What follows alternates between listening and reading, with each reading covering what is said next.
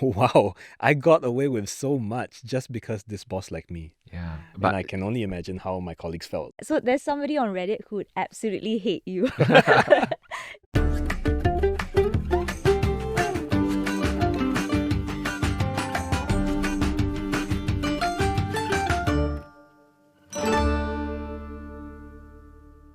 Welcome back to the Work It Podcast. My name is Nat, and as always, I am joined by my co-host Gerald. We are also joined by Pei Ning on the Work It Couch today because today we are going to be swapping stories about our worst bosses and the lessons we've learned from them. I'm very excited to go down this trip down memory lane. I'm a bit scared. I'm scared what it will uncover. The Yeah. years of built-up thoughts, right? And then now it starts spinning out all over. So let's see where this goes. I was having a really good time writing out all of my experiences with all of my past bosses before this episode.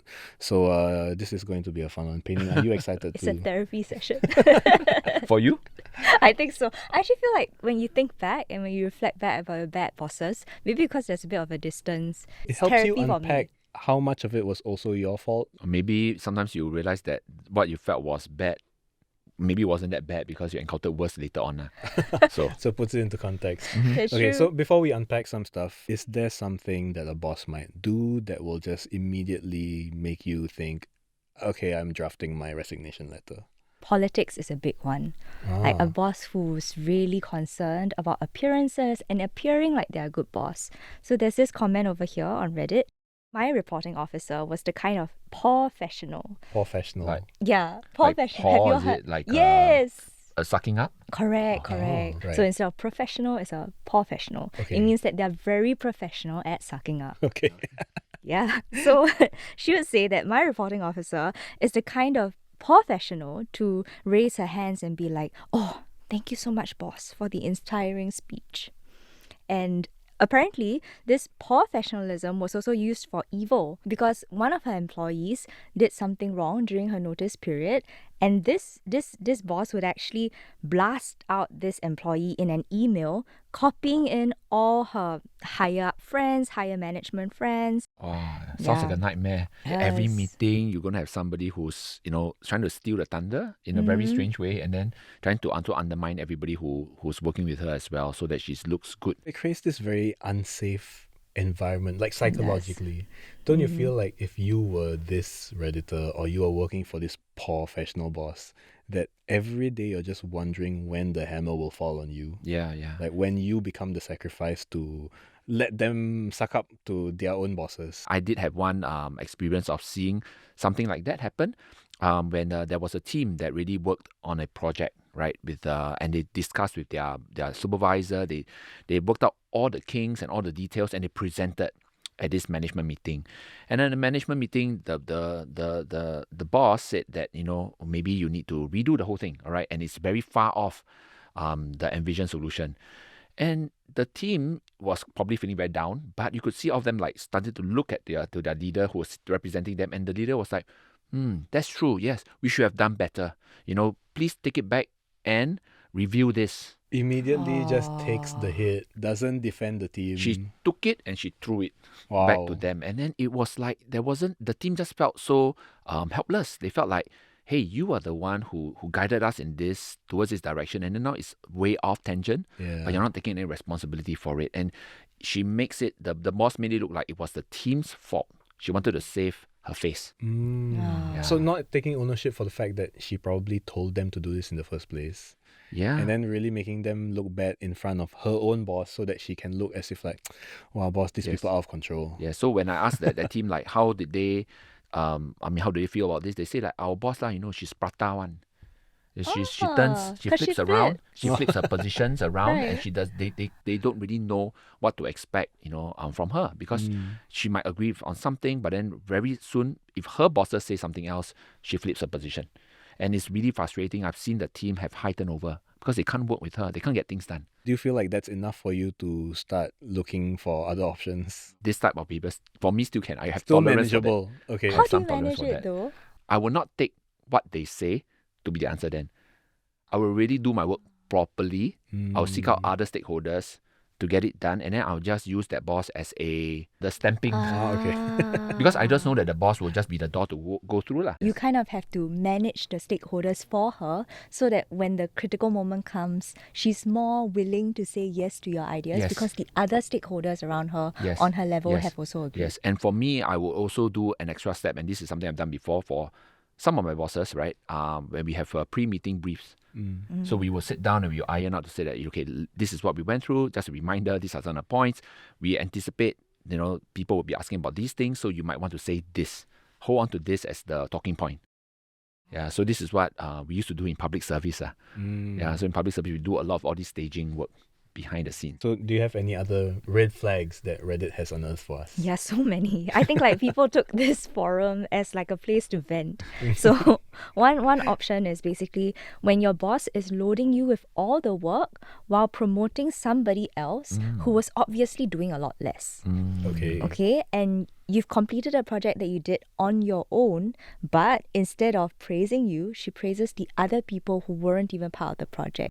For me, this is the first. I often hear of bosses stealing credit for themselves, yes.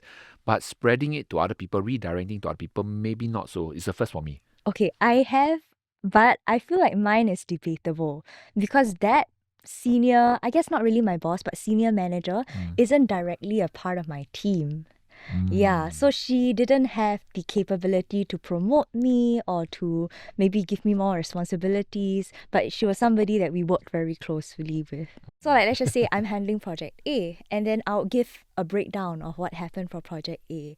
And then instead of directing feedback to me from her body language, she'll be directly turned over to a senior colleague instead and telling her feedback to that senior colleague. It's like she don't want to talk to you, is it? Yeah. Which So is it's so almost strange. like you are not an adult in this conversation. Correct. You are a child. Let the adult speak right now, Yes. and then talk to a more senior person who she believes would more likely be able to action benefit something. the project. Yes. Yeah. Wow. Yeah. When I hear this, right, it reminded me of how when I used to be a lot younger, first fresh into the workspace, I remember my bosses, they were good bosses, and then they would tell me to prepare for presentations to senior management or to important people, and then they wanted to do this as a form of exposure, right? And then they would tell me that okay, they will support me in the meeting, but I had to present.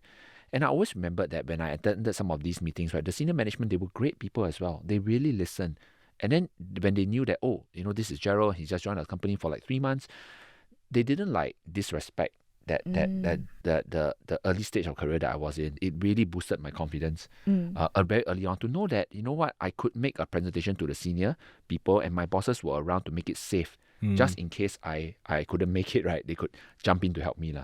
So maybe this is something that more managers should think about. Helping especially those who are early career. This is something that we talked about in the previous episode where, our guest said that a good manager is someone who recognizes that new people in the workplace may be inexperienced and may need some hand-holding through the early days, but you should still respect them for their drive and their ability to do what little they can in whatever capacity they have available to them. And that can actually lead to greatness. You never know that this inexperienced person 2-3 years later might even be your boss. Yes. Initially, I did have that intuitive feeling that I had to fight for approval.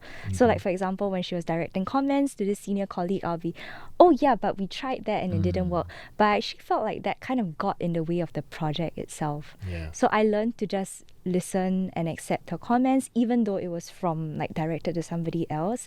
And it kind of gave me a drive to continue to prove myself. Because I think, yes, ideally, good bosses and good managers can develop and have the brain space, right, to develop young talents. But maybe some of them don't. And maybe some of them are still waiting to see what you can do. Maybe they don't really trust you yet. So getting out of your own way and letting your work speak for itself until the point where they cannot ignore you anymore. Okay, that's a good one. I can't really speak to this because usually I'm the one that is the favored person in this situation. It's just a perk of being such a personable So likeable. person, So, but I did have Debatable. I It was did have coming, one it was boss coming. though, where I was clearly her favorite across most of her direct reports, and it was seen very clearly in the way that I had a lot of leeway to make mistakes or to not meet deadlines. It got to the point where I even, was given opportunities for training, for overseas trips. But now looking back, I realized like, wow, I got away with so much just because this boss liked me. Yeah. And I can only imagine how my colleagues felt. There's somebody on Reddit who would absolutely hate you. In my team, my boss selects people to go on overseas week-long work trips, and it's more of a learning rather than a business trip. For my role, there are only me and my colleague. This year, the boss picked my colleague. He also picks this colleague again for next year's trip.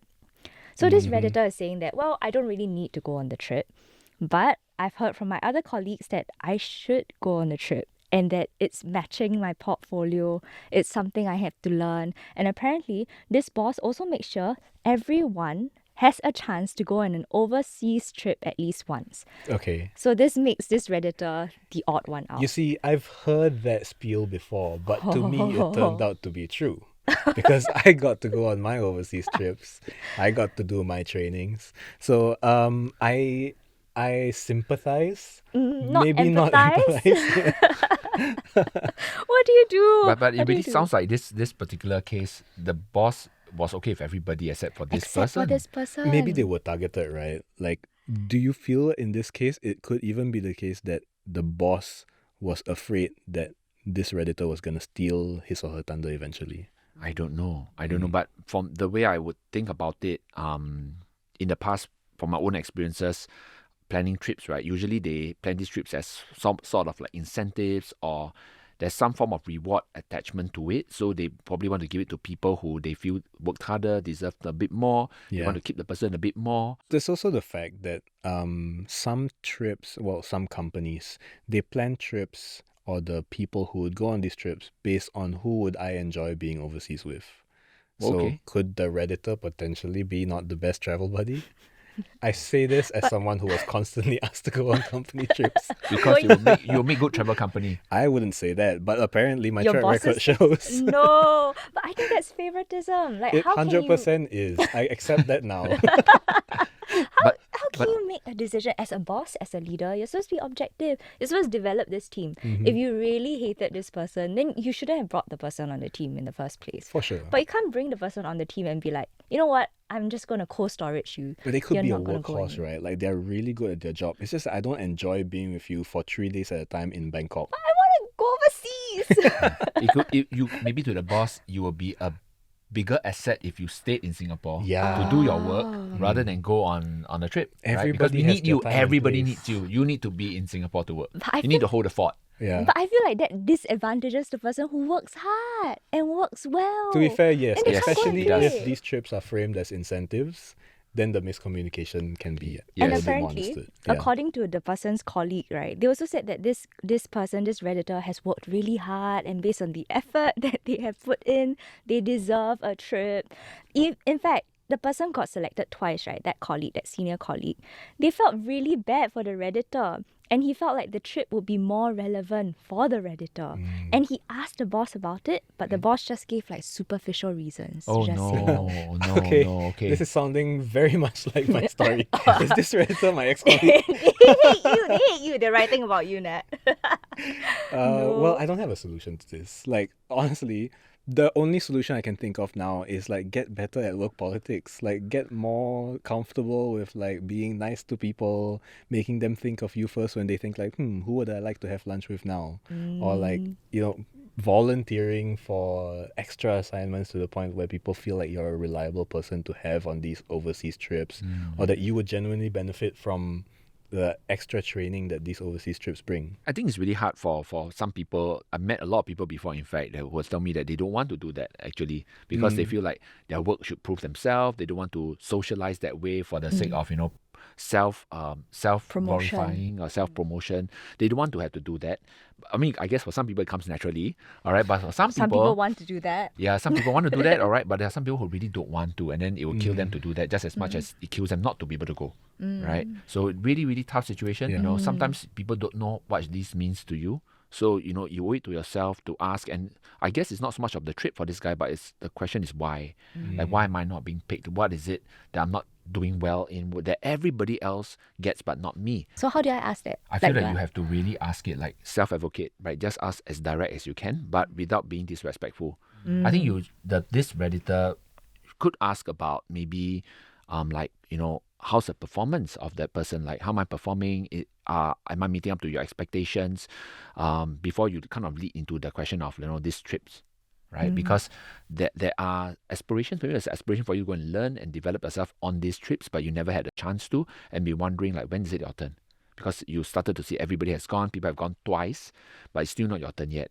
What do I have to do to be able to get to feel recognized, and of which this is the trip or maybe a promotion or something. It's a representation of that lah. And I feel like framing it like that is also really helpful in case this actually is not the incentive you built it out to be. Maybe it's a way of getting colleagues who perhaps don't perform as well to feel more motivated.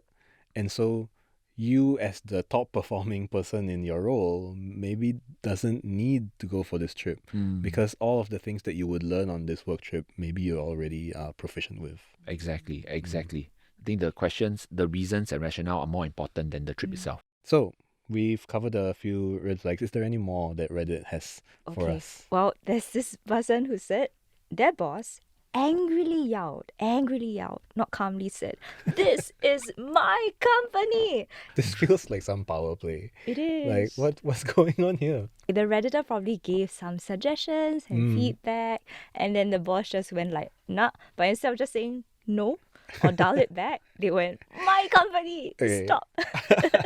Well, I've never really had an experience like that. Like I don't remember the last time I got shouted at as a full-time working professional. Perhaps as an intern, I do remember sometimes. But I have had bosses that give the same vibe. So they wouldn't straight up scream, "This is my company." They, in fact, would be very inviting of feedback and dissenting opinions when things came to discussions.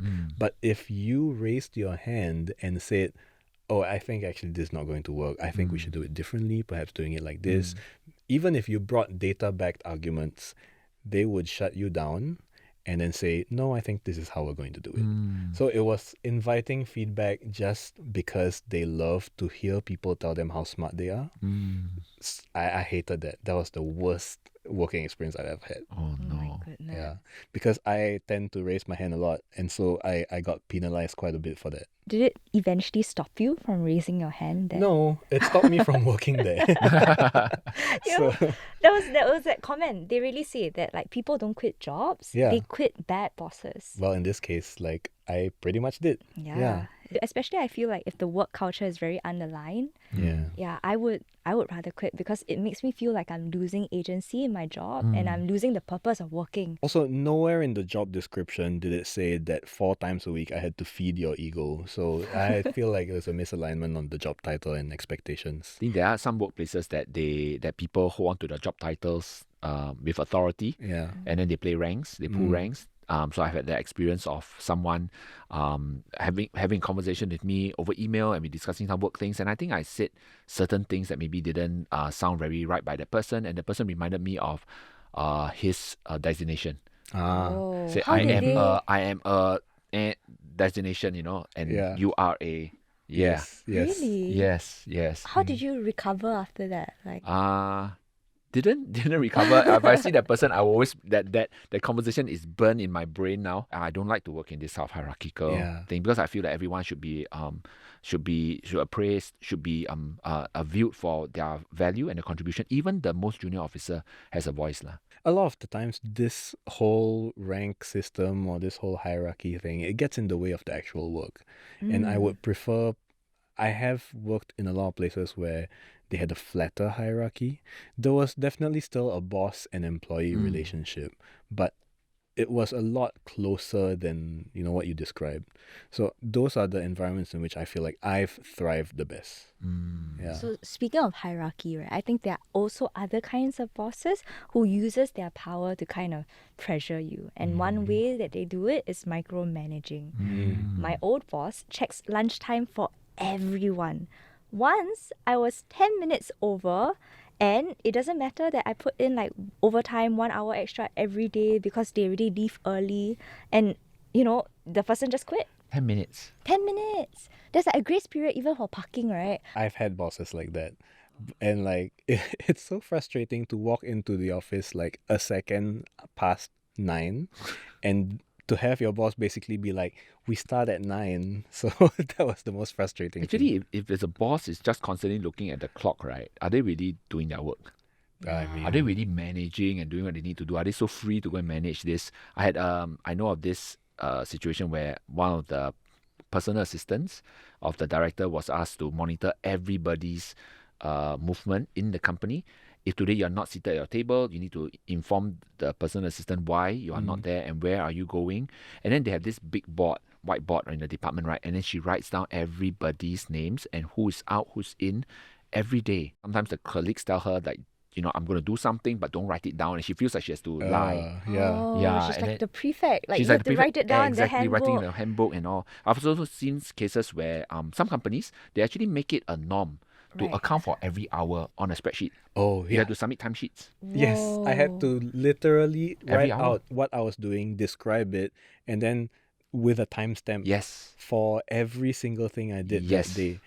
Every day. So including like lunch, including going to the toilet, Yes. like it was all encompassing. It gives the opposite effect. Yeah. Because now you're really managing like how you appear, managing how you look like you're working, even though you might not be the most efficient. There is a context for that though, because I think some of the professional services, they do need to account this for their clients Sure. to show that, the people, the consultants that are working with you, they are actually being utilized for your project. How should you react when you have a boss that is micromanaging? If it's part of the job, you have no choice. But I do feel like today, micromanaging sometimes can be overcome by having a conversation with your boss to let them know what you need in order to thrive. Maybe we have a compromise. Maybe I'll give you, maybe in the middle of the week, I'll give you an update. Or rather, if I have some challenges, I'll come to find you. All right. And then and I'll give you your deliverable by the end of, let's say, our agreed timeline. Right. So I think it's about finding that space, that agreement to how to work with each other, because many managers, they don't want to let things go because they're afraid things fail. So I think we got to address that fear for them to let them know that we are on top of things, but just that the way we work may not be the same way as you work. And then of course your credibility goes a long way. If today you're not a good worker and you always fall behind your deadlines, you can't go to your manager and say that because you're not helping yourself.